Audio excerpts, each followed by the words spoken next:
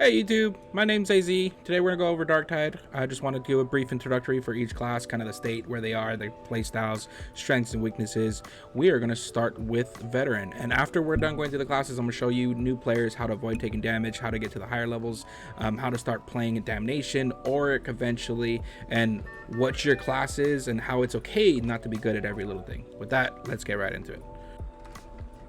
Alright, so Veteran, we're going to go into depth here pretty soon, but I'm going to give an overall synopsis of each class, their overall strengths and weaknesses, and what you're looking for each class and the playstyle that would fit you. So Veteran, strengths, pretty much everything. It's very good at a lot of things. It's not the master at them all. I would say the biggest thing it probably masters is gunplay. This is the ranged class for you if you want to shoot a gun, but ammo economy is a big thing. If you're not using a las pistol, there's abilities for you to regenerate ammo using a las pistol, but other guns like the bolter plasma gun, you have to be conscientious about your ammo consumption. Once you get to the higher levels, ammo is a really big thing. It's very good, got great damage, got great nades. Excuse me, it's a strong class, and one of the ones I suggest for beginners if you're just getting into it, unless you kind of have already played a Tide game before. If you played Vermintide 1 or 2, there's others that you can probably get into, and I'll get into that here in a sec, that I would recommend slightly more if you're used to those. If you played some other Tide games, I would recommend giving Zealot a try. This is the brawler. It has good guns, it has good melee, but it excels in the fight, in the thick of it, taking damage, dishing it out, and regenerating toughness just as soon as it gets rid of it. It is a very strong class, one of my favorite damage dealing classes, just because of how much burst potential it has, specifically with hammer. You're a boss killing machine, and that's really valuable, but you have to know what you bring to the table. When you get to these higher games, you need to have classes that specialize in different things so you can contribute to the team overall. Zealot has great sustain, it even has great support with your book that you have, but it does focus more on melee, whereas the Veteran focuses more on ranged. Ogryn is a really good class in terms of sustainability, survivability. There are arguments that can be said that Zealot can survive longer and deal more damage, but if you want that tank fantasy, that tank roleplay, Ogryn is the class for you. Choose that if you like protecting the little ones. If you like role playing as an Ogryn, a lot of people do that in the game. You'll see a lot of people like saw more rations for me today, you know, and they joke around a lot, and I love it. I love seeing it. Ogryns are really durable. They actually do dish out a lot of damage too, but a lot of their weapons are unwieldy and inaccurate. They're not the most pinpoint accurate weapons you're going to find. It's a strong class, durable, but its weaknesses, it's slow. It's very slow. That's why I take charge on mine to get me movement speed, but you're just super slow. Take forever to reload some of your weapons, and some of that can cause issues mid gameplay if you don't know what you're doing. Now, Psykers, biggest strength is crowd control. They excel at crowd control and holding enemies in place or dealing out damage from a distance without having to consume ammo with their brain burst. They're really great for that magic class. If you really like that fantasy of a magic dealer, it's a Psyker. It's really good. Now, the biggest weakness that Psykers have is they're the squishiest. I will say that these seem to have the highest skill ceiling. You can take this class to its max. It's very difficult to play, but once you get a feel for it and you start to understand how the mechanics work with Psyker, you turn into a crowd controlling killer who does a lot of damage, especially with like Demon's sword. You can stun crushers. You have to know what you're doing with Psyker. This is the most time intensive class there is. You have to put in the time to understand how the class works. It is my second least played, but it is quickly becoming one of my favorites, close behind Zealot, just because of how much potential there is. So we're going to go in depth into all classes. If you feel like you already have an understanding, or you're a relatively concurrent player, you already have an idea of your class, you don't have to watch this. You can skip over to wherever you want. Timestamps will be below. I'm going to go over each class, kind of what each node does, just a general overall. It's going to be real brief, real quick, so you can get an idea of what each class stands for. Now, for Veteran is one of my favorites more recently because of this weapon, the VLD las gun. I don't know why I love it so much. I've been using this on my Psyker too. It is super fun. Veteran is a hard-hitting shooter with some good nades, good utility. It is the jack of all trades, master of none class. Now you have Executioner stance, which highlights elites. This one's good if you want to focus that. Voice of command replenishes toughness. It staggers all enemies. This one revives them, but it greatly decreases the radius. Honestly, in my opinion, if you're running voice of command, you should be popping it almost all the time, as much as you need, and run this instead. It gives you toughness, and if you pop in this often enough, you're not going to have anybody going down. This is going to help you get those titles that everybody's seeking in Auric and stuff. I try to always run field improv just because it gives you nades, medipacks heal faster, and cleanse corruption, which becomes a big thing. Infiltrate is good for those that like stealth builds. It's good for melee. It's good for getting that hard hit when you leave stealth. Overall, it's good. Now, Vet's keystones are not really the best. You have marksman's focused. This is weak spot, so if you have a good shot, you can use this one. It's anytime you're moving though, it removes it, so it's good, but you have to stand still and you're taking a lot of damage.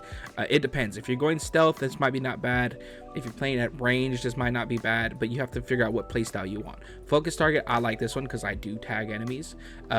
If you're tagging an enemy or you're tagging elites, you should be using this one. If you know what you're doing, it just basically makes them take extra damage.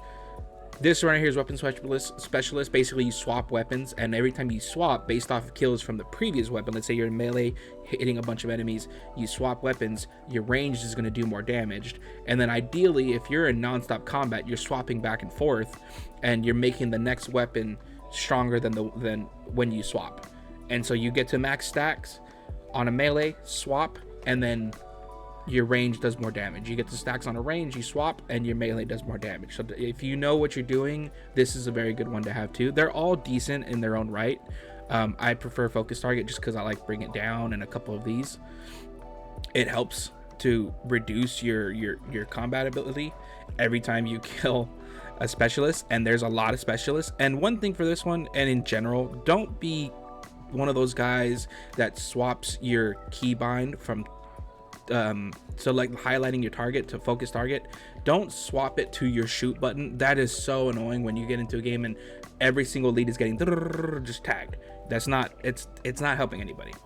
Overall, veteran is a great jack of all trades. Your nades are really powerful. Crack grenade is my favorite just because my weakness on this class specifically in this build is flak and carapace armor. This will one-shot carapace. It will one-shot executioners and the ones with the shield, the slab shields. Smoke grenade is okay, but there's no reason not to take shredder versus and crag over smoke grenade. I think you understand what I'm trying to say. These two are just better. These two are just hands down much better. Bleed, it hits a lot of enemies. It's pretty powerful. This one is just straight up a lot of damage. If the executioners are right next door, and I'll show you right now. And he's dead. 4,000 damage to one of those.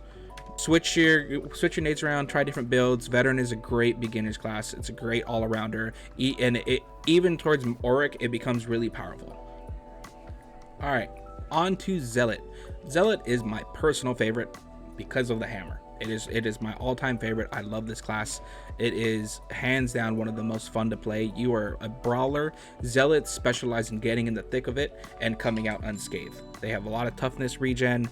They can stay in the fight and brawl and do a lot of damage. They, in my opinion, are one of the most damage dealing classes with a hammer, but it's not always consistent. That's the biggest problem. A lot of people will use other the chain axe. You have knives. I use those quite often, and then you have the heavy eviscerator. This is a great class to use if you like melee. It is my personal favorite just because of how much damage it does. Now let's get into talents briefly. I always run Stunstorm unless I'm going for penances. Stunstorm is the best for picking up players that went down or just stunning everything around you, including executioners. It does not stun monstrosities. That's where your hammer comes into play. It will stun everything around you and give you about like a solid 4 seconds of being able to res and kind of just take a breather and reset. That helps reset a fight. Immolation, it basically just puts fire on the ground and stops them from going in it. It's most effective against unarmored. It's not that good. It really isn't. You would not use this fire grenade over Stunstorm. Blades are good, but you have to have good aim. These auras, their loner is horrible. There's a hidden feature about this aura though, where when you're in coherency, you're not going to have trappers coming at you from behind, or if you're ahead of the group, because technically you're with somebody. A lot of times trappers and hounds will spawn if you're behind the group because you're out of coherency, and your character will say a voice line like, oh, they must have left me, they don't have faith, or something like that. Loner prevents that. Beacon of Purity heals corruption. This one just helps you guys avoid damage overall. Fury of the Faithful, this is one of my favorite. You dash forward, replenishing a lot of toughness. I take 2 charges. You dash forward, you do a shit ton of damage. It does a lot of damage.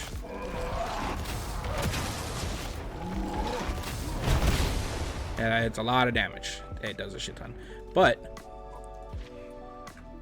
one thing that doesn't have, one thing that book has is you can stun monstrosities.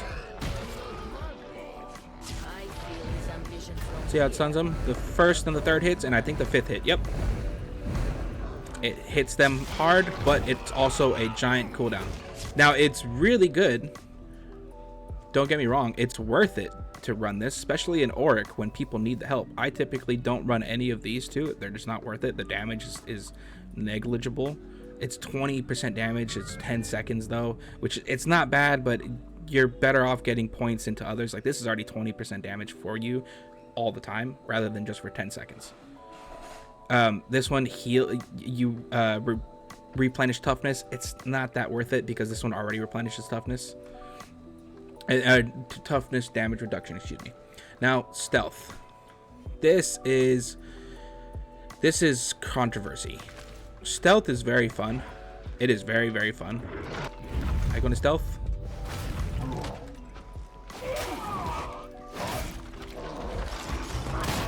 It's already taking damage. It's crazy the amount of damage these guys take. It's really good for focusing those elites, the ones that are high priority. This helps you move a lot, and which you need in stealth to get behind enemy ranged. This grants a bunch of movement stacks, which you spend every time you hit something. They're pretty powerful. I don't like it though, because I personally prefer Blazing Piety, just because it's a good critical chance for 8 seconds anytime 25 enemies have died. Now the thing is, once you hit these harder difficulties, you're going to have 25 enemies dying all the time.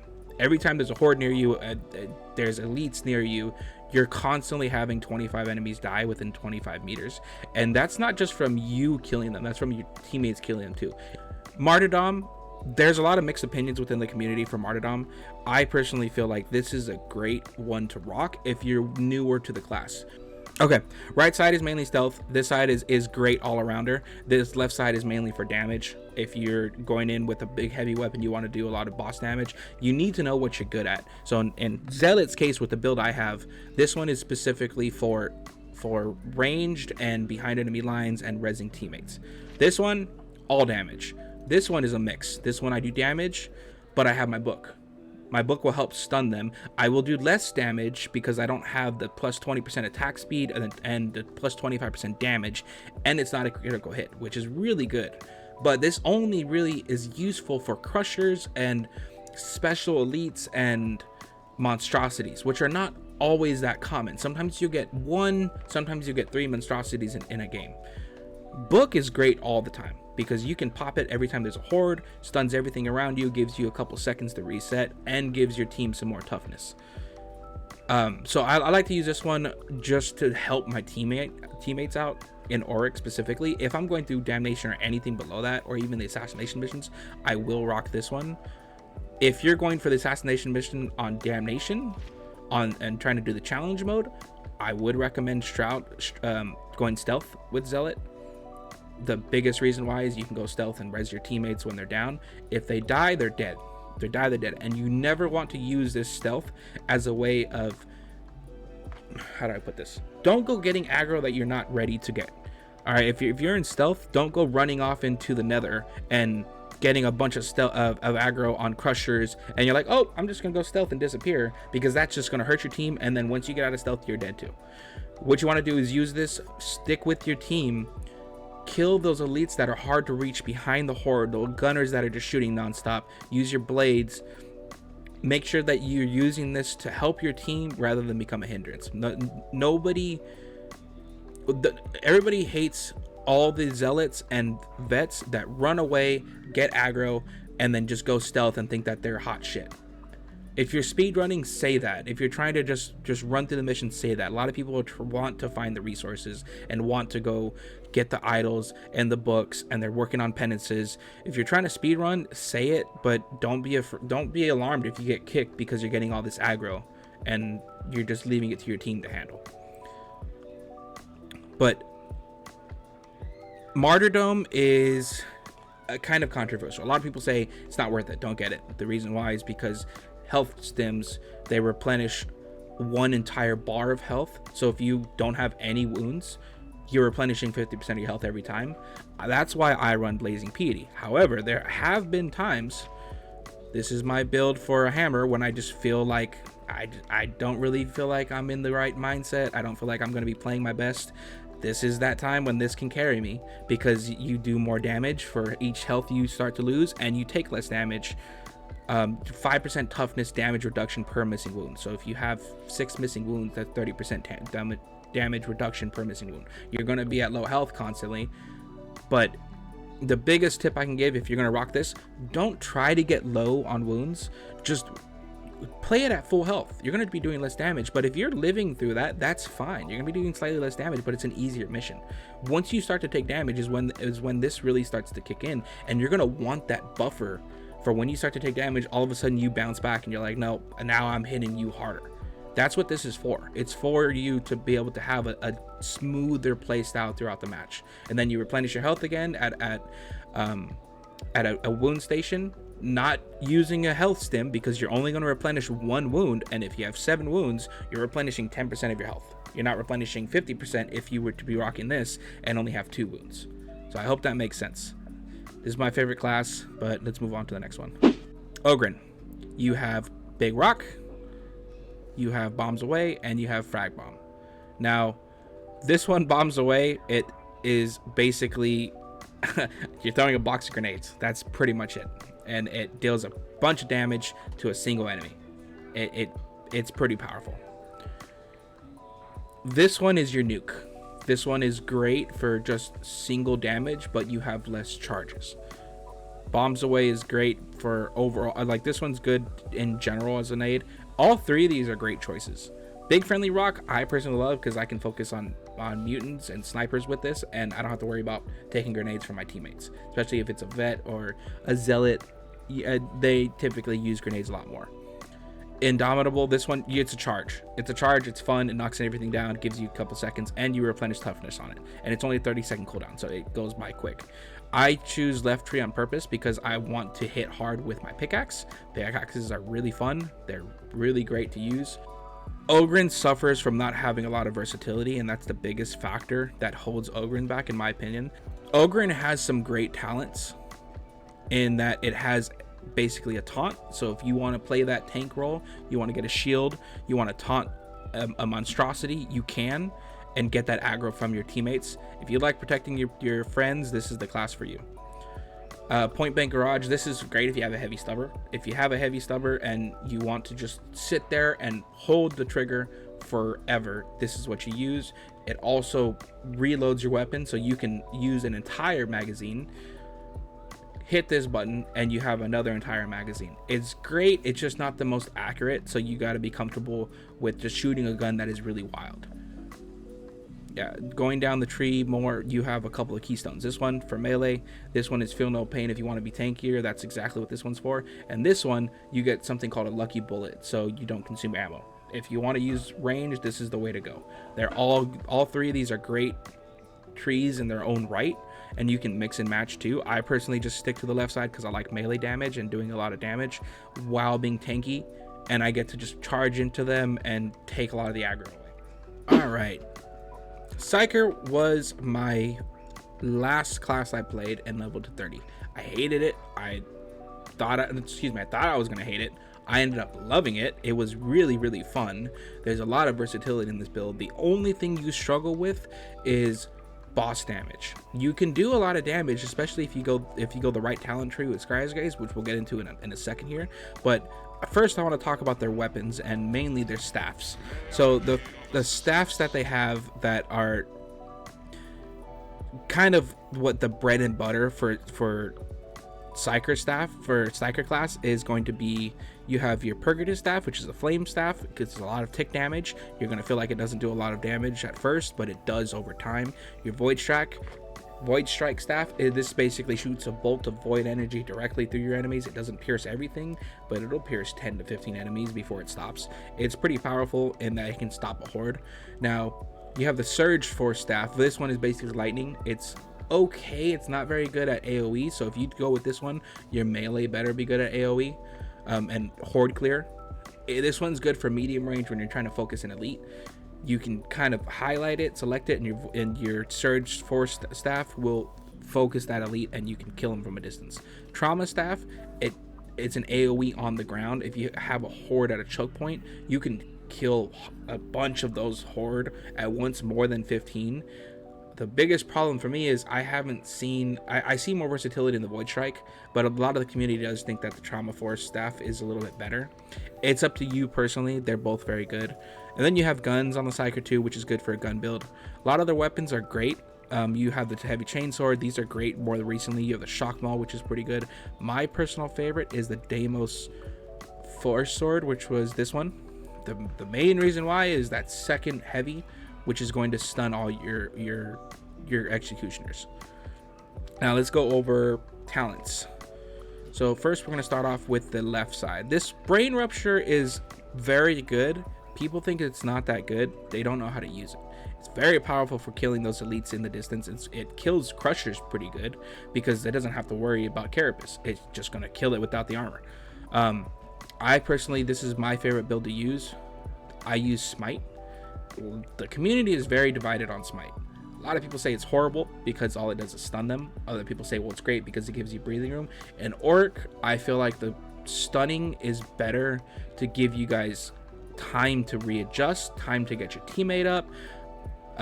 The biggest reason for that is I run Empowered Psionics, which basically gives Smite 200% damage and 50% faster spread between enemies. One thing I haven't seen people talking about is, and we're going to go into this Icanium for me to show you.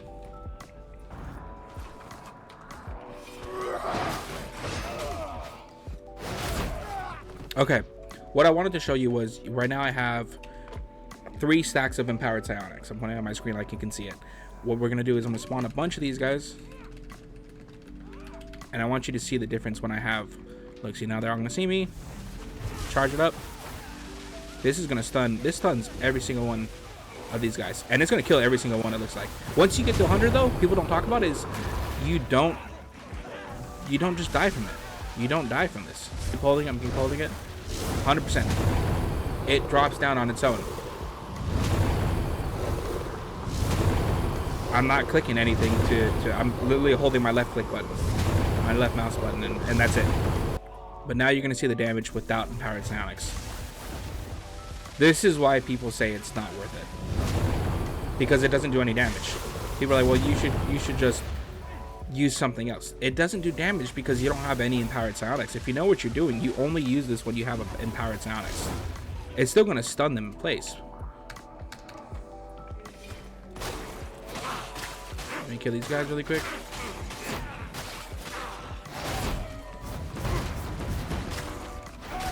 Alright, now I got 3. Every time you kill an elite, you get Empowered Psionics. Now we're going to go back to melee guys. I think there's like 10 of them. It's stunning every single one. And it's doing so much more damage. That's the difference. Alright, so I know I was just talking about Psyker and Smite. You should not be using Psionics with Smite specifically. Smite is used for CC. It's not used for damage. If you're using it to damage a horde, fine, that's fine.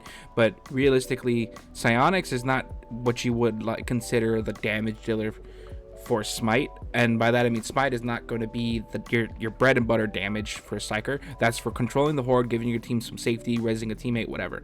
You will be using Empowered Psionics for something with Brain Rupture. Brain Rupture is really powerful. There's a shit ton of these guys right here, right? I have 3 charges right now. There's no peril charge. It instantly kills them.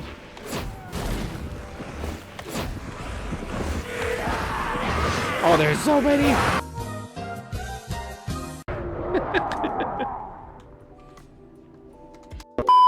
Okay, so there's 4 of them right here. I have 3 stacks you can see on the left. There's no quell. It charges much quicker. And it's killing all 4 of them with 1 shot. Now, if I don't have it, we're going to go back to the Berserker. It almost kills it. The cool thing about this is you can constantly cycle your charges as long as you're aiming for elites, which is one of the better reasons to run Brain Burst. Venting Shriek is my favorite just because it does AoE dot damage. Especially if you use this one, it applies 1 to 6 stacks of Soul Blaze, and every time you kill an elite, you spread more Soul Blaze. So it adds up over time, especially in those higher intensity missions when there's more enemies around you that you can see, and it's non-stop. Now you can rock shield. I swap between these two. The presence, the aura, it's up to you, but shield is great in general. You can rock this one if you're worried about mutant charges, or you're worried about dogs, or you're going into a mission where there are going to be waves of elite hounds or elite pox bursters or mutants. There's a bunch of those. Feel free to take this, and you can get 2 charges, and it'll stun a bunch of them. If you're just worried about gunners, which is typically why I would run this, that's when I put this shield on with the bubble, and you're just protected 360. And if you run Sanctuary, everybody replenishes toughness. What ends up happening with Psyker is when you run this bubble, you kind of group your teammates up, and I don't want to say you're a leader, but you help guide them to where you want them to be, so that you guys are focused as a group. What happens in these lower tier, I want to say like Heresy and below, Damnation even, a lot of people that are newer split off, and what happens then is all of a sudden you'll be attacked by a horde, and you're solo, and you guys are done for.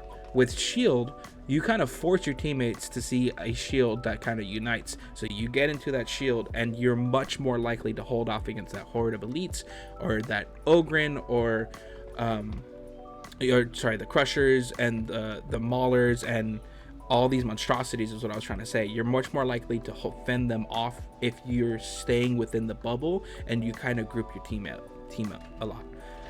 Now, Scryer's Gaze, this is one of my personal favorites recently. This one is really good because it is just consistent damage. Look, see the one that's highlighted? Basically with Scryer's Gaze, you want to focus that one, and then you got another one. Whenever you use this ult, the more kills you get with your melee, the less your peril charges, but the more damage you do. And you're gonna be like, oh, I'm about to die. It will disappear. All right, see how it's going up, right? Now you're up all the way. It's going to disappear, but because I'm charging now, that's what's going to kill you. You cannot use a different Psyker ability that increases your peril if you're using psionics. You have to be or Scryer's Gaze. You have to be very, very careful because it's easy to kill yourself if you don't know what you're doing. Very easy.